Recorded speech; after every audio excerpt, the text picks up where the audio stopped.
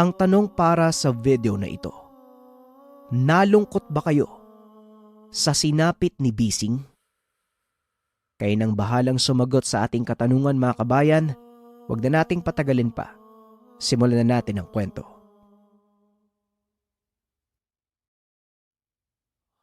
Ang kwentong ito ay hango sa totoong buhay.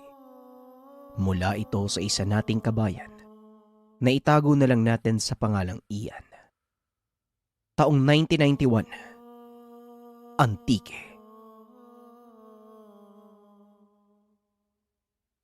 Anak ng isang mang-aapog itong si Ian sa bayan ng Hamtik. At bilang nag-iisang lalaki, siya ang katuwang ng kanyang ama sa gawain. Kadalasang nasa kabundukan sila upang manguha ng mga batong ginagawang apog.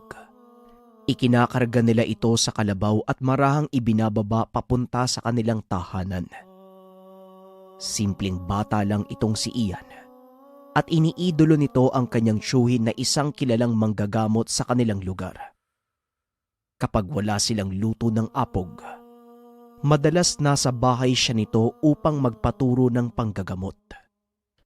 Ngunit ayaw ng kanyang ama na maging isang manggagamot si Ian. Hindi daw nito kakayanin ang mga pagsubok. Ngunit iba ang nakikita ng tiyuhin niya sa kanya.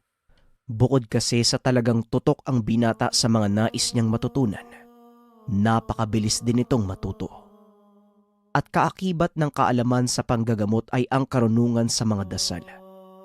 Nung una ay nag-aalangan pang magturo ang kanyang tiyuhin ng mga orasyon dahil nga sa inaalala nito ang kaligtasan ng binata. Iniisip nito na baka hindi kayanin ng dungan ni Ian ang presensya ng mga dasal.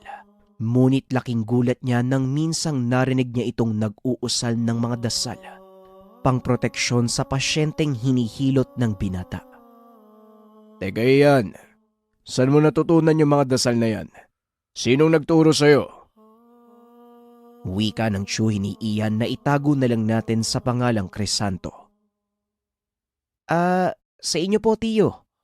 Narinig ko kasing inuusal mo to pagkatapos mong manggamot eh. Tugon ng binata. At simula ng araw na yon ay tinuruan niya ng iba pang dasal si Ian. Isa na nga dito ay ang dasal ng pangtawag o pang-akit ng mutya. Ito ang naging paraan upang makuha ng binata ang pinakauna niyang gamit. Minsan isang hapon habang nagkakarga ng mga batong lulutuin, biglang kumalimlim ang kalangitan at nagsimulang kumidlat. Bigla niyang naalala ang dasal na itinuro sa kanya at inusal niya ito. Matapos niyang mag-usal ay nag-antay siya ng ilang minuto. Maya-maya pa ay bumulusok mula sa kalangitan ang isang kidlat. Tumama ito sa isang puno ng nyog malapit sa kanya.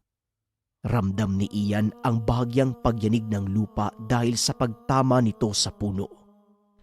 Kitang-kita niyang nagliliyab ang buhay na puno ng nyog. Kaya't siguradong bumaon dito ang pangil ng kidlat. Maya-maya pa ay nabuwal ang puno at dali-dali niya itong nilapitan at naghanap. Sinuyod niya ang natutupok na puno at sa bandang ibaba nito ay nakita ni Ian ang isang maliit na nagbabagang bato. Dinampot niya ito gamit ang isang pares ng patpat at inihagi sa sapa. Mababaw lang naman ang sapang iyon kaya't kitang-kita niya kung paanong unti-unting namatay ang baga. Tumambad sa kanya ang isang pabilog, makinis at kulay itim na bato. Alam niya sa sarili niya na ito ang pangil ng kidlat, kaya't kaagad niya itong dinampot at binalot ng tela. Matapos niyang hakutin ang mga batong gagawing apog, kaagad siyang nagtungo sa bahay ng tiyuhin niya upang ibalita ang nakuhang mutya. Nanlaki ang mga mata ni Crisanto nang masilayan ang hawak na bato ng kanyang pamangkin. Magaling Ian! Hindi nga ako nagsayang ng panahon sa pagtuturo ko sa'yo. Pero iho, ayokong malalaman ng iba na nakakuha ka ng isang mutya dahil siguradong magtatangka silang agawin sa'yo ang bagay na to. Wika ni Crisanto. Tumangulang ang binata bilang pagsang-ayon. Kaagad niyang kinonsagra ang nakuhang mutya sa tulong ng mga dasal na panglinis at pangkonsagra na itinuro din sa kanya. Ilang araw ang nakalipas, nagawa niya itong paganahin. Kumapit na din sa kanya ang kakayahan ng mutya na kung tawagin ay batong kilat. Namangha ng husto si Crisanto sa ipinakita ng pamangkin. Hindi niya akalain na magiging mabilis ang paglago ni Ian sa larangan ng espiritual. Hanggang sa dumating ang isang araw, nasubukan ng binata ang bago niyang kakayahan. Nang minsan niyang sinamahang magatid ng mga sako ng apog ang kanyang ama. Hapon na silang natapos sa pagsisilid ng mga nalutong apog kaya't medyo madilim na nang makaalis sila. Sakay ng isang karo, binaybay ng mag-ama ang daan papunta sa kanilang bayan. Naghanap ng mabilis na daan ang tatay ni Ian upang makarating kaagad sa lugar. Mas mabuti siguro anak, doon na lang tayo dumaan sa sapa. Mas mabilis at malapit ang daanan doon. Baka gabihin tayo sa pag-uwi. Mag-aalala ang nanay mo. Wika ng kanyang tatay. Sumang-ayon naman ang binata. Tinahak nila ang daan pababa ng sapa at nang makatawid sila sa kabilang dako, bigla na lang huminto ang kalabaw na may hila ng karo. Bumaba si Ian para hilahin ito, ngunit kahit anong gawin ng binata ay ayaw sumunod ng kalabaw. Hanggang sa tuluyan na itong napaluhod sa lupa. Anak, mukhang napagod yung kalabaw natin Wika ng kanyang tatay. Imposible tay, 3 sako lang naman po yung karga natin eh. Saka hindi pa naman po ganun kalayo yung nalalakad niya eh. Tugon ni Ian. Ngunit natigilan siya sa pagsasalita nang marinig niya ang isang kakaibang ingay mula sa kakahuyan sa gilid ng daan. Para itong huni ng naglilimlim na inahing manok. Nung una ay mahina lang, hanggang sa palakas ito ng palakas. Kasunod ng tunog ay mga kaluskos ng damo sa paligid. Kaagad sinabihan ni Ian ang kanyang ama na bumaba sa karo at sumuot sa ilalim nito. Pinakiramdaman ng binata ang mga pagkilos sa paligid. Nawala ang ingay ng kulisap, maging ang mahinang pag-ihip ng hangin. Tay, wag po kayong gagawa ng ingay ha. May aswang po sa paligid. Wika ni Ian. Matapos niya itong sabihin ay kaagad namang bumulaga sa harapan nila ang isang taong walang saplot. Nakatayo ang mga buhok nito at nanlilisik ang mga mata habang nakatitig kay Ian. Panay din ang pagtulo ng laway ng taong iyon na parang gutom na gutom. Walang pagdadalawang isip ay bigla itong tumakbo papasagod kay Ian. Gamit ang mga dasal na natutunan niya sa kanyang tiyuhin, sinubukan ng binatang tigalpuhin ang aswang. Sa awa ng ama ay gumana naman ito. Napaatras ang nilalang na nagbigay ng pagkakataon kay Ian na kunin ang mutya mula sa kanyang bag. Dali-dali niya itong sinuot at nag-usal ng mga dasal. Umangil ng napakalakas ang elemento at muling sinugod ang binata. Muli niya itong binato ng tigalpo at napahinto ang aswang sa pagsugod. Naglakad papalapit si Ian sa nilalang habang inuusal ang mga dasal pamparusa ng kanyang mutya. Unti-unti ay napapaluhod niya ang aswang. At nang halos 1 metro na lang ang layo ng binata mula sa elemento, kaagad niyang itinutok sa leeg nito ang kanyang kanang daliri, sabay akto na parang gigilitan ng leeg. Maya-maya pa ay nangisay ang aswang at tuluyan ng bumagsak sa lupa. Dumampot ng kapirasong kahoy ang binata at itinarak ito sa dibdib ng kalaban. Sinigurado niyang hindi na mabubuhay pa ang aswang. Nang matapos ang kaganapan ay kaagad na silang lumisan ng lugar. Hindi na nila nagawa pang tumuloy dahil sa pangyayari. At dahil dito ay namangha ng husto ang tatay ni Ian. Aba, tignan mo nga naman anak. Marami ka rin palang natutunan sa Tio Crisanto mo. Noon pinagbawalan kita na maging katulad niya. Pero ngayon alam kong ito ang iyong tadhana.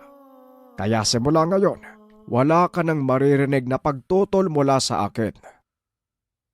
Wika ng kanyang ama. At pagkarating nila sa tahanan, masayang ibinalita ng kanyang ama ang kamanghamanghang ginawa ng binata. Kitang-kita naman ang saya sa mukha ng kanyang nanay. Kaagad siyang binati nito. Matagal nang gusto ng nanay niya na sumunod sa yapak ng kanyang tiyuhin. Alam mo anak, mahirap ang pagsubok ng kagaya ng sa tiyuhin mo. Pero sa nakikita ko sa'yo, alam kong makakayanan mo. Huwag ka lang mawawalan ng tiwala sa ama at sa kakayahang ipinagkaloob niya sa'yo. Wika ng kanyang nanay. Hindi na maitago ng kanyang ama ang pagmamalaki nito sa nagawa ni Ian. Ngunit alam ng mag-asawa na isa pa lang ito sa maraming hamong kakaharapin ng kanilang anak. Anak, nag-aalala ko sa maaaring mangyari sa'yo. Iba ang mundo ng espiritual. Wika ng kanyang ama at kaagad namang tumugon si Ian. Alam ko po yun tay pero wag po kayo mag-alala kasi hindi naman po ko papabayaan ni Tio Crisanto eh. Tugon ng binata. At simula ng araw na yun, hinayaan nilang tutukan ni Ian ang pagsasanay sa pagiging manggagamot. Sa tulong ng tiyuhin niya ay mabilis na nagamay ng binata ang lahat ng mga itinuturo sa kanya ng guro. Hanggang sa dumating ang isang hapon, habang nagpapahinga ay sinabihan siya ng kanyang tiyuhin na may gagamutin sila sa kabilang bayan. Ngunit sa pagkakataong iyon, siya lang mag-isa ang lalakad. Bakit po ako lang tiyo? Hindi niyo po ba ako sasamahan? Tanong ng binata. Hindi iyan. Maraming pasyente ang magpupunta dito bukas. Ayoko naman silang biguin. At isa pa alam ko namang kaya mo na eh. Tugon ni Crisanto. Bagaman nag-aalinlangan, pumayag ang binatang puntahan ng pasyente sa kabilang bayan. Ngunit lingid sa kaalaman ni Ian na isa palang biktima ng barang ang kanyang gagamutin. Walang nagsabi nito sa kanila ng tiyuhin niya. Kinabukasan ay maaga siyang umalis ng kanilang bahay. Bit-bit ang mga gamit na kakailanganin. Matyaga niyang nilakad ang daan papunta sa tahanan ng pasyente. Pagkarating niya ay nakita niyang napakaraming tao at nang masipat siya ng mga ito ay kaagad napako ang tingin nila sa binata. Dinig ni Ian ang mga bulong-bulungan ng mga ito. Kadalasan ay may mga tanong kung sino siya at ano ang ginagawa niya doon. Hindi na lang ito pinansin ng binata sapagkat nakatuon ang atensyon niya sa gagamuting pasyente. Laking pagtataka ng binata kung ano ang ginagawa ng napakaraming tao sa labas ng bahay. Kaya naman kaagad siyang pumasok. Tumambad sa kanya ang isang matandang may hawak na sanga na may dahon. At sa ayos nito, malalaman mong isa siyang albularyo. Nanginginig pa ang katawan nito habang patuloy na winawasiwas ang dahon sa ibabaw ng nakahigang babae. Kasabay ng pagkumpas ng mga kamay ng matanda, wala ring tigil ang pag-usal ng kung anong dasal. Noon pa lamang ito narinig ng binata, ngunit nang pakinggan niyang mabuti, napag-alaman niyang mali ang pagbigkas ng matanda. Mawalang galang na po manong. Ako po pala si Ian, pamangkin at estudyante po ni Crisanto. Isinugo niya po ako dito para sa isang pasyente. Maari ko po bang malaman kung nasan siya? Wika ni Ian. Nagsipaglingunan sa direksyon niya ang lahat ng naroon. Naantala ang ginagawang panggagamot ng matanda. Abay, sino ka sa akala mo ha? Hindi mo ba nakikitang ginagamot ko na ang pasyente? Hala, sige umuwi ka na at sabihin mo sa guro mong pinauwi ka ni Tatang Octavio. Wika ng matanda. Ngunit nanatili ang binata at pinanood ang ginagawa nito. Talagang mali ang kanyang pamamaraan. Pilit niyang pinapasanib ang may kagagawa ng pinsala sa pasyente. Mawalang galang na po sa inyo, Tandang Oktubre. Pero mali po yung ginagawa niyo eh. Hindi po sasanib ang nilalang sa ganyang paraan. Wika ng binata. Octavio ang pangalan ko, hindi Oktubre. At bakit mo ko tinuturuan? Sa palagay mo ba mas magaling ka kung ikukumpara sa akin? Pwes, o sige, ikaw ang magpatuloy sa ginagawa ko. Wika ng matanda at naupo sa isang sulok. Kaagad namang lumapit si Ian at inalis ang mga dahong nakatapal sa katawan ng pasyente. Pinaupo niya ito ng maayos at kinausap. Matapos ng maikling pag-uusap nila ay nagsimula na siyang magpasanib sa gumagambala sa pasyente. Nakaupo lang sa tapat ng babae si Ian, habang nakatapat ang kanyang kamay sa noo nito. Sinadya niyang ilakas ang orasyon ng pagpapasanib upang marinig ito ng matanda. Maya-maya lang ay bigla na lang hinimatay ang babae. Natawa naman si Octavio at kaagad na nagsalita. Ano ba yung ginagawa mo? Mukhang imbes na papasukin mo ang nilalang, mukhang inalisan mo naman ang kaluluwa ang pasyente mo. Alam mo ba ang ginagawa mo, bata? Wika ng matanda. Kaagad naman siyang nilingon ni Ian at muling nagsalita. Alam ko po, Mang Oktubre, Mang Octavio. Kailangan mo munang paalisin ang kaluluwa ng isang tao bago makapasok ang isa pa. Dapat alam mo na yan eh. Matagal ka nang nanggagamot, di ba?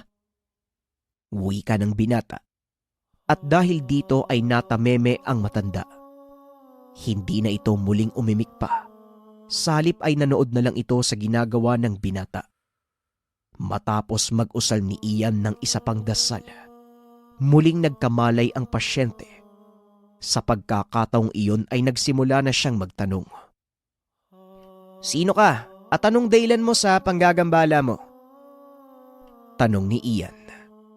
Napangiti ang pasyente at dahil doon nasigurado ng binata na ang kausap niya ang mismong mambabarang. Sa wakas, isang matinong kalaban. Sige, dahil sa nagawa mong papasukin ako sa katawan ng babaeng to, magpapakilala ako. Wika ng nakasanib at nagpakilala ito bilang bising. Sinabi nitong kasabwat niya ang matandang si Octavio. Kaagad namang napatayo ang matanda. Akmang aalis na sana ito nang bigla naman siyang hinawakan ni Ian sa damit. Sandali lang, Mang Oktubre. Mukhang may kailangan kang ipaliwanag sa akin ah. At ikaw naman, mambabarang. Mamaya tayo magtutuos. Wika ni Ian. Sabay ihip ng dasal sa dulo ng kanyang hintuturo at tinutok sa dibdib ng pasyente. Nangisay ang katawan nito na parang kinukuryente at nawala ng malay. Matapos nun ay hinarap ni Ian ang matandang manggagamot. Sige, simulan mo nang magpaliwanag, tanda. Wika ng binata habang nakatayo sa harapan ng matandang manggagamot. Ngunit nagmatigas ito. At ano namang gagawin mo kung hindi ako magsasalita, Aber? Napakayabang mo. Baguhan ka pa lang sa panggagamot, ganyan ka na kung umusta. Wika ng matanda.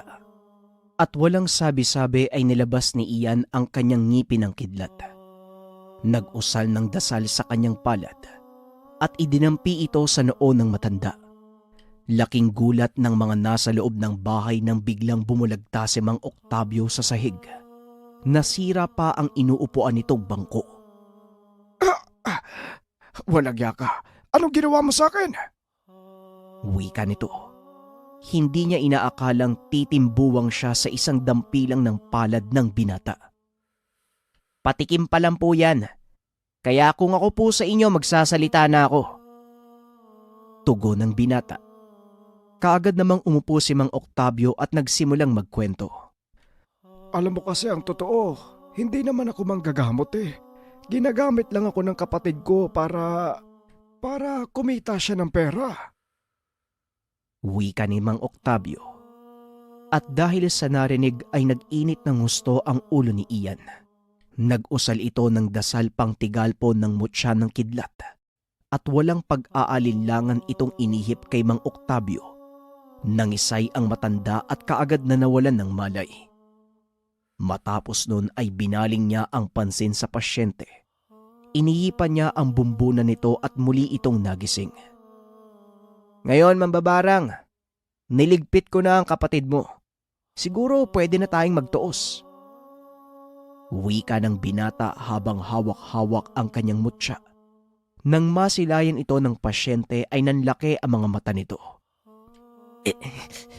Ilayo mo sa akin yan. Papayag ako sa gusto mo. Maghaharap tayo ng personal. Pero wag mo kong sisisihin sa maaaring mangyari sa'yo. Wika ng nakasapi. Ngunit bago pa man siya pakawalan ni Ian, sinabihan niya itong alisin ang sumpang binalot niya sa katawan ng pasyente. Kaagad niya naman itong ginawa at nang matapos na ay kumuha ang binata ng isang maliit na garapa sa kanyang bag.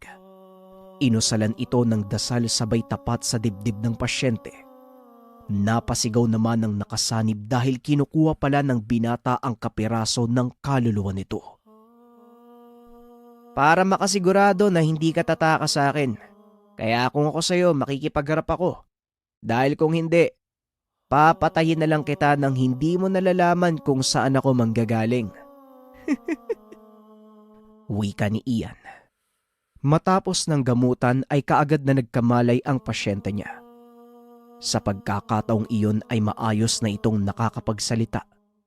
Alam na ng binata na tuluyan ng gumaling ang pasyente, kaya kaagad na din siyang nagpaalam para harapin naman ang mambabarang na si Bising. Bago niya puntahan ang kinaroroonan ng mambabarang, nagpa siya muna siyang umuwi sa tahanan ng tiyuhin. Ipinagbigay alam nito ang kanyang gagawin. Akmang aalis na sana siya nang bigla siyang pigilan ni Crisanto. Sandali lang Ian, sasama ako. Gusto kong makita kung paano mong durugin ang kaluluwa ng mambabarang na yun. Matagal ko na kasing gustong makaharap ang lintik na yan eh. Wika ni Crisanto. At dahil wala ng oras si Ian para makipagtalo, hinayaan niyang sumama ang tiyuhin. Kaagad na silang umalis at tinungo ang tahanan ni Bising sa gawing dulo ng kanilang baryo. Walang masyadong bahay sa gawing iyon at napapalibutan ito ng kawayan. Marahan nilang pinasok ang lugar. At bago pa man tumungtong ang dalawa sa bakura ng mambabarang ay kaagad na itong lumabas. Mabuti naman at nagpakita ka. Hindi ko akalaing isa ka palang paslit, binata. Ang totoong dahilan kung bakit gusto kong makipagharap sa isang kagaya mo. Nais ko nang mamahinga. Wika ng matanda. Nagulat naman ng magtiyuhin sa sinabi nito kaya kaagad na napatanong ang binata. Teka lang, ano pong ibig niyong sabihin? Tanong ni Ian. Pagod na ako sa buhay ko, binata. Gusto ko nang magpahinga. Pero walang manggagamot ang nakatalo sa akin. Maging ang kasama mo ngayon. At ikaw, nakita ko sa iyo ang kakaibang kakayahan na hindi ko pa nasilayan sa napakadaming manggagamot na nakalaban ko. Iho, nakikiusap ako sa iyo. Tapusin mo na ang paghihirap ko. Pagmamakaawa ng matanda, biglang nakaramdam ng awa si Ian. Hinarap niya si Crisanto at pinatotohanan nito ang sinabi ni Bising. Nagkaharap na pala sila ng mambabarang at sa kasamaang palad hindi nagawang talunin ni Crisanto ang matanda. Alam kong kaya mong tanggalin sa katawan niya ang sumpa, Ian. Ipagkaloob mo ang kahilingan ng matanda. Wika ni Crisanto. Nang ibaling ni Ian ang kanyang tingin kay Bising, nakaluhod na ang matanda. Kaagad itong nilapitan ni Ian at idinampi ang kanyang palad sa noo ng mambabarang. Nag-usal siya ng dasal na pangkalas sa kakayahan. At maya-maya pa, bumagsak na ang katawan ng matanda. Dali-dali niya naman itong sinalo. Nang tignan niya ito ay nag-iba na ang itsura ng matanda. Naging maamo at napakaaliwalas ng aura. Maraming salamat, iho, at pasensya ka na. Marami akong pinairapan para lang mahanap ang manggagamot na makakagapi sa akin. Tanging kailangan ko sa iyo. Gamitin mo ang kabutihan. Gamitin mo ang lakas ng iyong kapangyarihan para tumulong sa ibang tao. Huwag kang tutulad sa akin. Huwag mo hayaang lamunin ng kasamaan ng iyong puso, iho. Wika ng matanda sabay haplos sa mukha ni Ian. Sa hindi malamang kadahilanan ay kusang tumulo ang luha ng binata. Maya-maya pa ay tuluyan ng pumanaw si Bising. Ngunit bago ito tuluyang mawala, labis ang pagpapasalamat niya kay Ian. Hindi lubos akalain ni Ian na ganun ang kahahantungan ng kanilang pagharap. Isang mapayapang pagsuko ang ginawa ng mambabarang sa isang batang manggagamot na merong tangan na mutya na batong kilat. Maraming salamat sa pakikinig ng ating kwento mga kabayan. Maging ako nagulat sa ending ng story. May mga may mga mambabarang, mangkukulam talaga na ayaw na nila yung ginagawa nila. Kaso dahil sa sumpa ng kanilang kaalaman, hindi talaga sila mamamatay kapag walang napagpasahan o hindi kaya naman kapag wala silang nakalaban na mas malakas sa kanila. Kaya nakakalungkot man pero yan ang kapalit ng kaalaman. Well anyways, maraming salamat sa pakikinig ng ating kwento. Abangan pa natin ang mga susunod na kwento sa channel. Maraming salamat mga kabayan. Paalam.